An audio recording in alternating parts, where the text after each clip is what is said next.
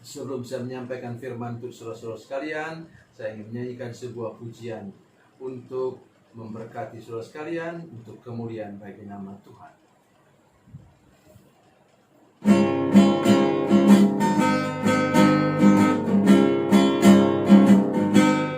Pergilah kamu ke seluruh dunia,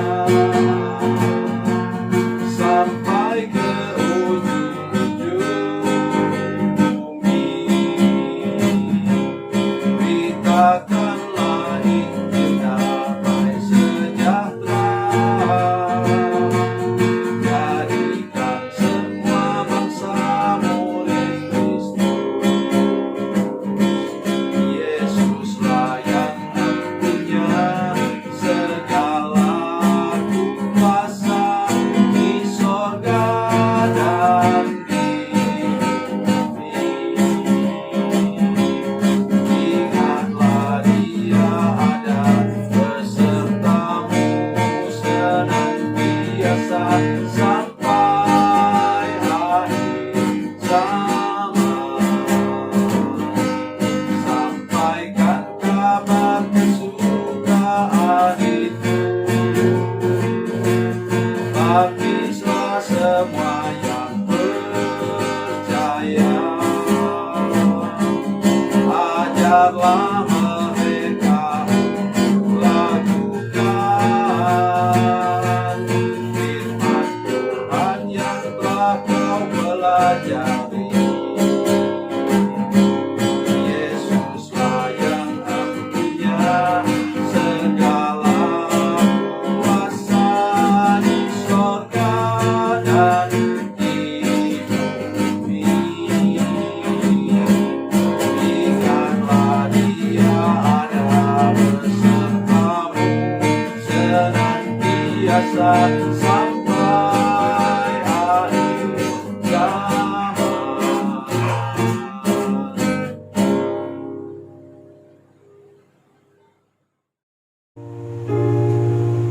Salam saudara pemirsa, sampai jumpa kembali dengan kami dalam program Berita Pengharapan. Hari ini saya ingin kita mengerti benar-benar. Dengar dulu baru saudara mengkritik saya.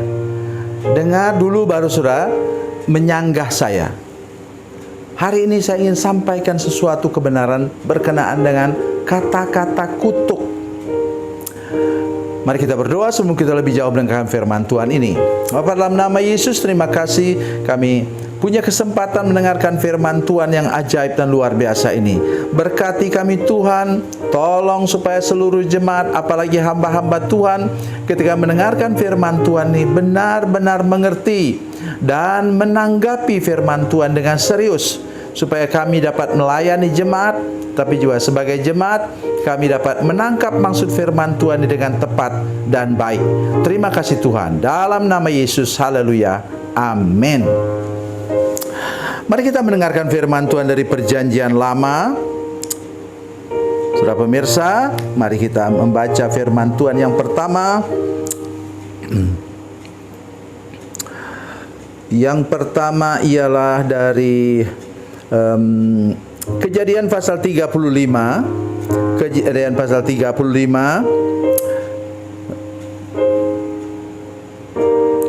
ayat yang ke-16 dan ayat yang ke-17. Maaf, 16 sampai ayatnya yang ke-18. Ya, 16 sampai 18. Kemudian sesudah itu kita baca ayat sebelumnya, justru pasal 30 ayat 1. Saya akan membacakannya untuk kita semua. Kejadian 35 ayat 16 sampai 18. Sesudah itu berangkatlah mereka dari Betel. Ketika mereka tidak berapa jauh dari Efrata, bersalinlah Rahel, dan bersalinnya itu sangat sukar. Sedang ia sangat sukar bersalin, berkatalah bidan kepadanya, "Jangan takut, sekali ini pun anak laki-laki yang kau dapat." Nah, ketika ia hendak mengembus nafas, sebab ia mati, kemudian diberinyalah nama Ben-Oni kepada anak itu, tapi ayahnya menamainya Benyamin. Kemudian kita baca ayat sebelumnya, pasal 30 ayat 1. Ketika dilihat Rahel bahwa ia tidak melahirkan anak bagi Yakub, cemburulah ia kepada kakaknya itu, lalu berkata kepada Yakub, "Berikanlah kepadaku anak, kalau tidak aku akan mati." Amin. Saudara sekalian, saya hari ini menyampaikan sesuatu yang mungkin tidak semua saudara setuju, tapi ini fakta firman Tuhan, saudara sekalian. Apa? Jangan mengucapkan kata-kata kutuk terhadap diri saudara sendiri dan terhadap pasangan saudara sekalian. So, lihat dalam pasal 30 ayat 2 kemudian Yakub marah sekali karena dia tahu akibat dari kata-kata kutuk. Dan kita lihat tadi dalam pasal 35 ayat 16 sampai 18, kemudian memang Rahel mati karena melahirkan. Perhatikan muka saya ke sini. Saudara pemirsa, pernahkah saudara mendengar nenek-nenek melahirkan dengan aman dan tidak ada kesulitan, dan sesudah melahirkan dia masih hidup selama 40 tahun? Namanya ialah Sarah. Saudara masih dengar saya? Ini keajaiban yang luar biasa. Nah, kemudian siapa? Hana. Dia juga mandul dan melahirkan anak pada masa tua. Malah dia bisa dapat berapa anak? 6 anak, saudara sekalian.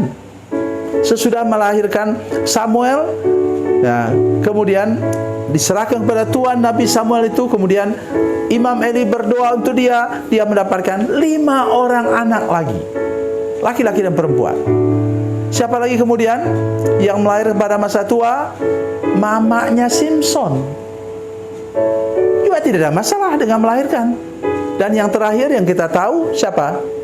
Itu Nenek Elizabeth dalam Perjanjian Baru, dalam Injil Lukas pasal 1, pasal 2. Saudara sekalian, perhatikan baik-baik itu. Tidak ada seorang pun dari nenek-nenek ini yang mati melahirkan. Karena apa? Mereka hidup beriman dan tidak pernah mengeluh karena mereka belum punya anak. Tunggu saja dengan iman. Nah, akhirnya mereka mendapatkan. Yang paling luar biasa ialah apa? Itu Sarah. Dia melahirkan anak umur berapa? 75 tahun. Oh, saudara sekalian, tidak ada kemungkinan bisa melahirkan dengan selamat kalau usia itu. Tetapi karena ini anak perjanjian, Tuhan buat dia bisa melahirkan dengan selamat dan tidak ada kesulitan apapun, tidak ada penyakit apapun, sudah dia melahirkan dan dia masih bisa merawat, membesarkan anak perjanjian itu selama 40 tahun. Baru dia meninggal. Nah, sayangnya dia tidak sempat melihat itu Ishak menikah. Ya, itu sudah rencana Tuhan lah. Nah, di sini kita lihat dia sendiri mengucapkan kata-kata kutuk. Ketika dia terakhir bahwa ia tidak melahirkan anak bagi Yakub, cemburulah ia kepada kakaknya itu, lalu berkata kepada Yakub, "Berikan padaku anak, kalau tidak aku akan mati." Maka dia mati melahirkan. Anaknya hidup, namanya Benyamin. Dengar baik apa yang saya katakan. Dengar baik, kalau perlu dicatat. Kalau ibu-ibu punya suami yang kerja gagal, jangan ucapkan begini, "Ya memang kau itu gagal sampai mati." Hati-hati. Ucapkan berkat untuk dia. Siapa sih yang mau gagal? Hibur dia. Oke, engkau sekarang memang gagal, tapi saya mendukung engkau di belakang. Mari kita berdoa, berpuasa. Nanti pada waktunya engkau pasti berhasil. Begitu juga dengan bapak-bapak dengan ibu-ibu. Katakanlah memang mandul seperti Ibu Sarah di sini, tapi mari kita mendukung dia. Tuhan belum mau memberi kepada kita anak. Jangan berhenti kita berdoa. Minta kepada Tuhan. Kalau Tuhan sudah beri anak kepada Nenek Elizabeth dan Nenek Sarah, Tuhan juga berkuasa memberikan anak kepada kita bila Ia menghendaki. ucapkan kata-kata berkat, jangan kata-kata kutuk. Nanti engkau akan mengalami hal-hal yang buruk seperti apa kata Rahel di sini. Itu sebabnya mengapa Yakub sampai marah, karena dia tahu akibatnya nanti apa. Rahel memang orang yang tidak seiman dengan Yakub. Dia orang yang bahkan waktu mereka berangkat dari Haran menuju ke tanah perjanjian, dia curi terafim dari bapaknya. Oleh karena itu, saya pesan kepada kita, entahkah kita sudah lama jadi Kristen atau baru percaya kepada Yesus, saya minta dengan hormat kepada saudara sekalian, jaga mulut kita, jangan pernah mengucap kata-kata kutuk terhadap diri sendiri, terhadap orang lain, apalagi terhadap pasangan dan anggota keluarga kita seperti anak-anak kita sekalian. Tuhan Yesus memberkati, Tuhan Yesus baik. Mari kita berdoa.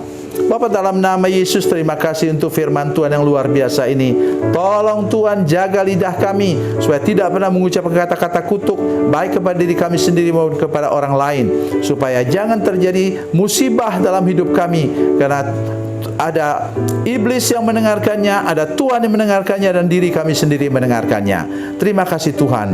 Terpujilah nama-Mu. Dalam nama Yesus kami berdoa. Haleluya. Amin.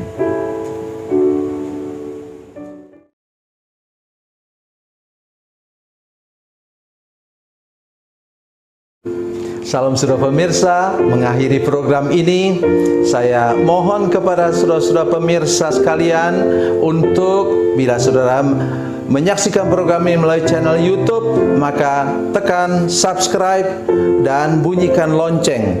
Dan bila saudara menyaksikan program ini melalui channel Facebook, maka tolong saudara-saudara sekalian tekan like dan juga komen. Dan demikian pula bila sudah menyaksikan program Makanan Bergizi hari ini yang tertulis, maka tekan yang sama juga, tekan like dan tekan komen. Dan tolong saudara-saudara sekalian untuk membagikan program ini, share program ini di channel saudara-saudara sekalian, supaya lebih banyak lagi orang diberkati melalui program ini. Tuhan Yesus memberkati, Tuhan Yesus baik.